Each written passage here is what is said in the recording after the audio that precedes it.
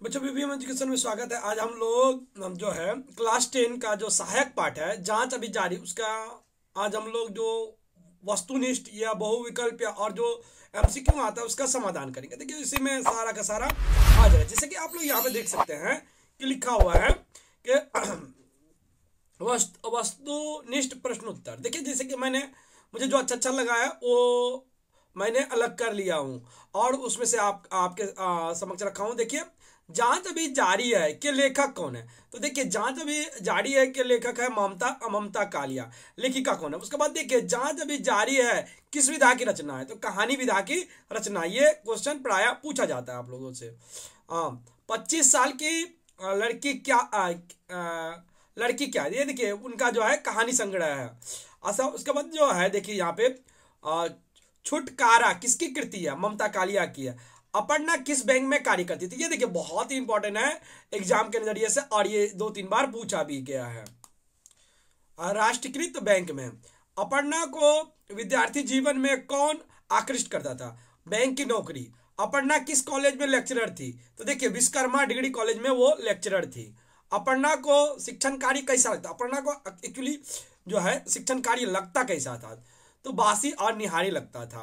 उसके बाद देखिए 9वां नंबर जो क्वेश्चन है वो है कि अपर्णा राष्ट्रीयकृत बैंक में कहां पर कार्य करती थी। मतलब अब वो राष्ट्रीयकृत बैंक जो था वहां पे भी बहुत जगह था। तो वहां पे कहां पे कार्य करती थी। तो वो कहां पे काम करती थी। मुख्य हॉल में जो था वहां पे कार्य करती थी। मुख्य हॉल में कितने मैच थी। मतलब मैच वो रखने वाला जो कितना मैच था वो देखिए 25 मैच थी। कितना मैच थी 25 मैच उसमें थी। कुल 25 मैच थी। 10वां नंबर। अब देखिए 11वां नंबर की ओर हम लोग आगे बढ़ेंगे।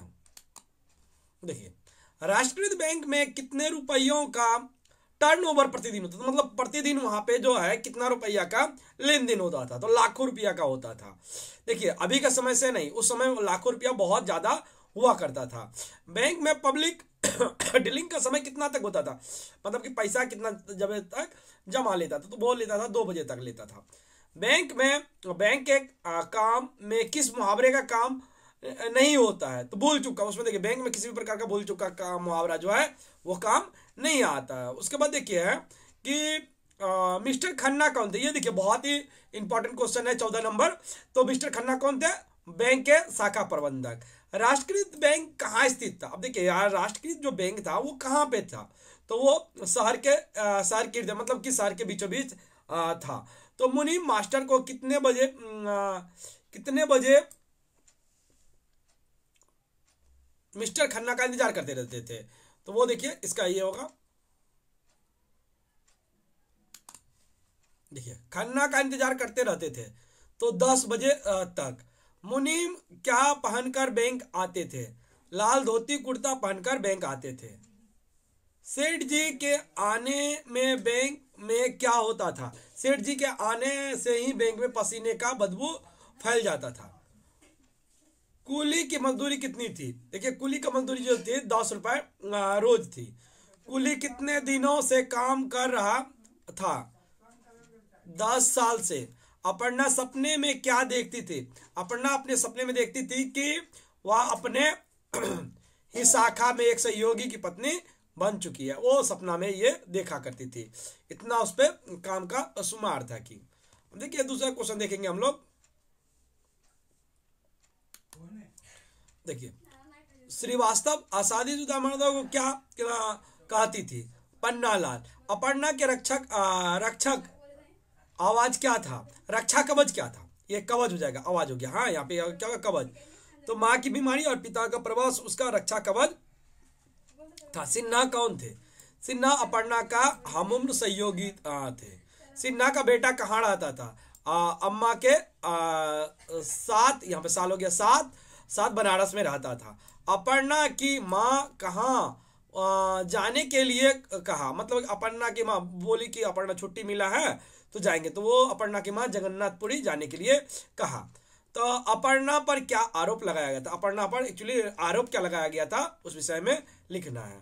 तो देखिए अपर्णा पर जो आरोप लगाया गया था वो आरोप था देखिए धोखाधड़ी और धन की दुरुपयोग का उस पर आरोप लगाया गया था। अपर्णा पत्र लेकर किसके पास गई, ये देखिए बहुत इंपॉर्टेंट हो जाता है। अपर्णा को जब मिला कि आप धोखाधड़ी किए हैं तो वो खन्ना के पास चली गई। उसके बाद देखिए बैंक का क्षेत्रीय कार्यालय कहाँ पर स्थित था, कानपुर में। उसके बाद देखिए यहाँ पे है प्रीतम सिंह कौन था, 30वां नंबर क्वेश्चन है, प्रीतम सिंह कौन था। प्रीतम सिंह क्षेत्रीय कार्यालय के एक अधिकारी थे। समीर सक्सेना कौन थे, तो समीर सक्सेना यूनियन के एक प्रतिनिधित्व थे, वो जो जांच जारी हुआ था ना अपर्णा पर, तो उसी का एक प्रतिनिधि थे। अपर्णा के धोखाधड़ी के लिए जांच में कितने लोगों को शामिल किया गया था, देखिए 3 लोगों को शामिल किया गया था। तो ऐसे पूछ सकता अगर आप लोग तीसरी कसम या और भी कोई पार्ट जैसे दीपदान अगर क्वेश्चन आंसर नहीं किए, उसका शॉर्ट क्वेश्चन नहीं है वस्तुनिष्ठ प्रश्न, तो आप लोग प्ले लिस्ट में जाकर के मेरा में जाइएगा और उसमें वहां से हिंदी का जो होगा उसमें से देख सकते हैं। देखिए अपर्णा किस पत्र के बारे में सोच रही थी, कि मतलब किससे पत्र लिखने के बारे में सोच रही थी। देखिए 33वां नंबर में है, वो अपर्णा जो वो तंग हो गई थी और तंग आकर के वो क्या सोच रही थी कि डायरेक्ट वित्त मंत्री को वो क्या करे, पत्र लिखे। तो इतना यहाँ पे लिख सकते हैं।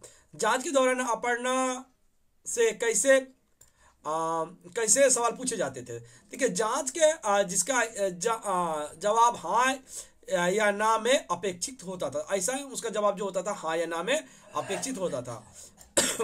उसके बाद देखिए 35वां नंबर, विश्वकर्मा डिग्री कॉलेज में लेक्चरर के पद पर अपर्णा की नियुक्ति कितने महीने पूर्व ही हो चुका था, मतलब कितना महीना पहले विश्वकर्मा मतलब वो जब राष्ट्रीयकृत बैंक में थी ना, जब ज्वाइन की थी वहां पे आई थी, तो उससे पहले कितना महीना, 6 महीना पहले वो क्या हो गई थी, विश्वकर्मा कॉलेज में लेक्चरर हो गई थी। इतना ही महत्वपूर्ण क्वेश्चन थे, तो इतना मैंने कर दिया है। आशा है कि आप लोग को समझ में आया होगा।